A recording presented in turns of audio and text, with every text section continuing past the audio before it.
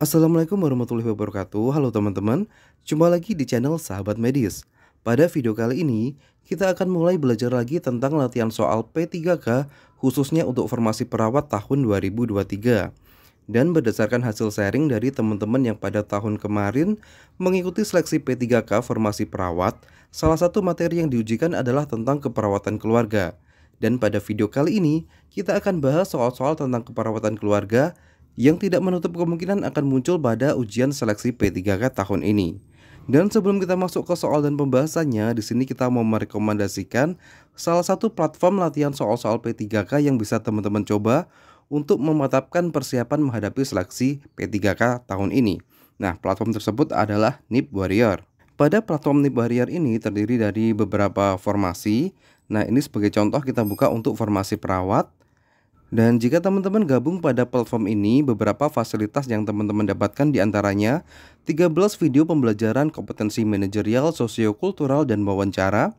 Kemudian 4 paket tryout kemampuan teknis perawat terampil, 4 paket tryout manajerial, sosiokultural, dan wawancara. Kemudian teman-teman juga mendapatkan PDF materi formasi perawat dan PDF ringkasan materi kesehatan umum. Selain itu teman-teman juga difasilitasi grup WhatsApp dan free konsultasi dengan tim NIP Warrior. Untuk cara gabungnya ini teman-teman tinggal klik saja linknya di deskripsi video ini. Oke, kita kembali ke materi pada video kita ya teman-teman. Oke, kita masuk ke soal yang pertama. Seorang perawat sedang melakukan pengkajian di salah satu desa di Jawa Timur. Sasaran yang dilakukan pengkajian tersebut adalah sebuah keluarga yang terdiri dari seorang ayah, ibu, 2 orang anak, paman, kakek, dan nenek.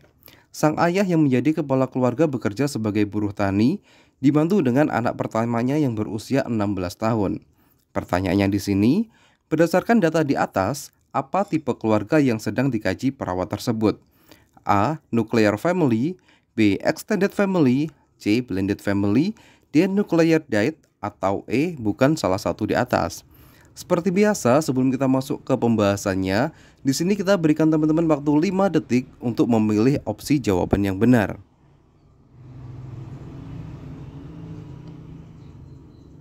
Dan jawaban yang tepat adalah opsi B, yaitu extended family. Oke, sekarang kita bahas ya teman-teman. Berikut ini adalah tipe-tipe keluarga menurut Friedman. Yang pertama adalah nuclear family atau keluarga inti, adalah keluarga yang terdiri dari ayah, ibu, dan anak yang menjadi tanggungannya. Mereka tinggal dalam satu rumah, terpisah dari sanak keluarga yang lain. Kemudian yang kedua, ini ada tipe keluarga extended family atau keluarga besar. Ini anggota keluarga tidak hanya terdiri dari ayah, ibu, dan anak, tetapi turut ditambah dengan saudara yang ada seperti kakek, nenek, keponakan, sepupu, paman, bibi, dan yang lainnya. Nah, ini sama seperti pada kasus nomor 1 tadi ya teman-teman. Kemudian tipe keluarga yang 3 ada blended family. Ini adalah keluarga inti yang dibentuk kembali melalui pernikahan antara suami dan istri yang pernah menikah sebelumnya. Jadi ini prinsipnya sama seperti nuclear family. Bedanya kalau blended family ini sebelumnya sudah pernah menikah ya teman-teman. Kemudian yang keempat ada middle age atau elderly couple. Ini merupakan tipe keluarga yang beranggotakan suami dan istri, sementara anak-anaknya sudah tidak tinggal di rumah yang sama. Berikutnya yang kelima, ini ada nuclear diet.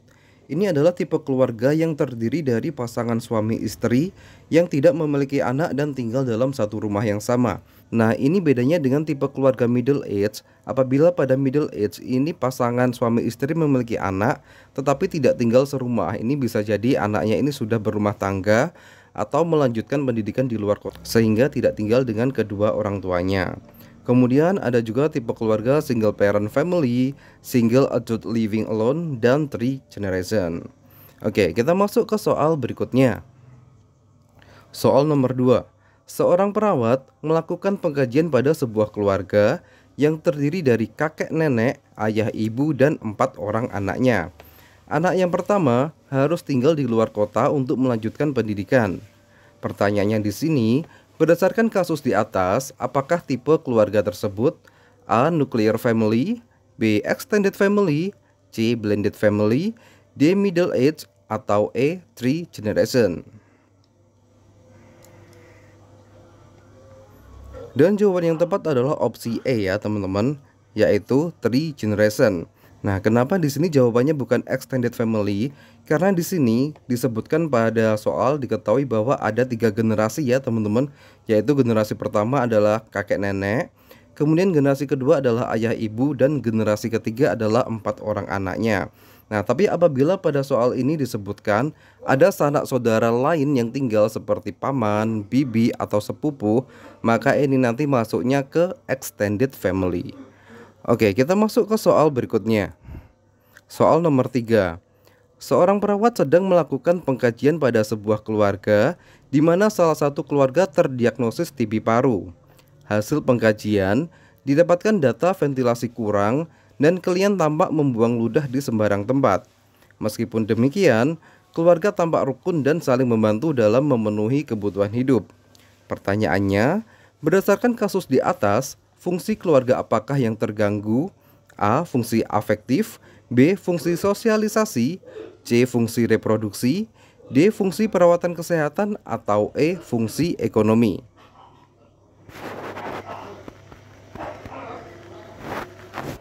Oke, ini cukup mudah ya teman-teman. Jawaban yang tepat adalah opsi D.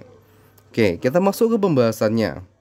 Menurut Friedman, untuk fungsi keluarga ini ada 5 ya teman-teman, yaitu fungsi afektif, fungsi sosialisasi, fungsi reproduksi, fungsi ekonomi, dan fungsi keperawatan.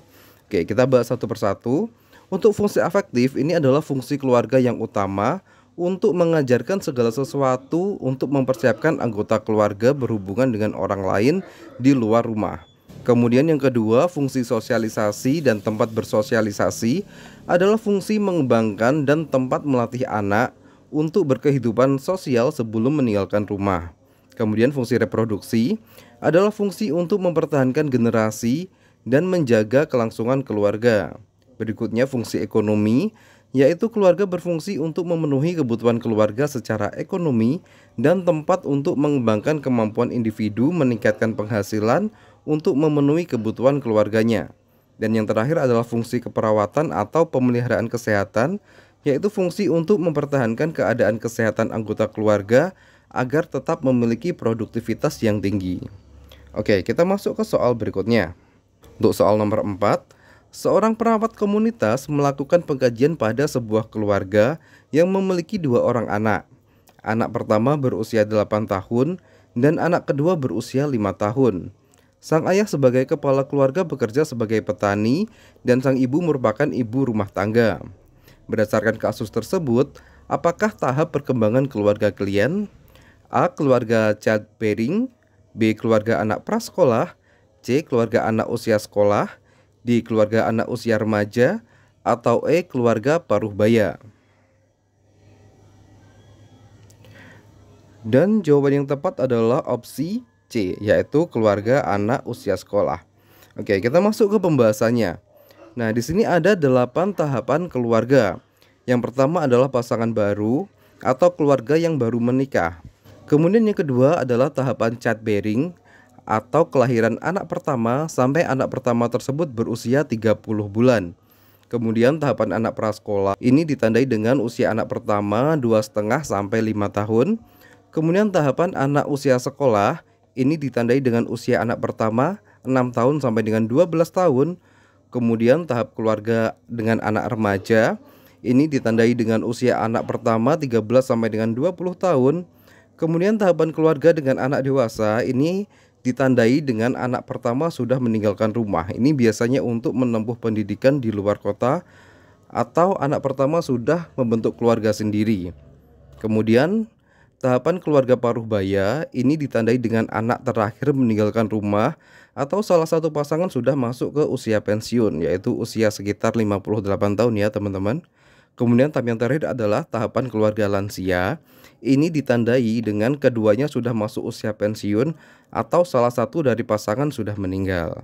Oke, sementara cukup sekian untuk video kali ini. Semoga video singkat ini bisa bermanfaat dan semua teman-teman di channel Sahabat Medis bisa lolos pada seleksi CASN tahun 2023 ini. Wassalamualaikum warahmatullahi wabarakatuh. Sampai jumpa di video berikutnya.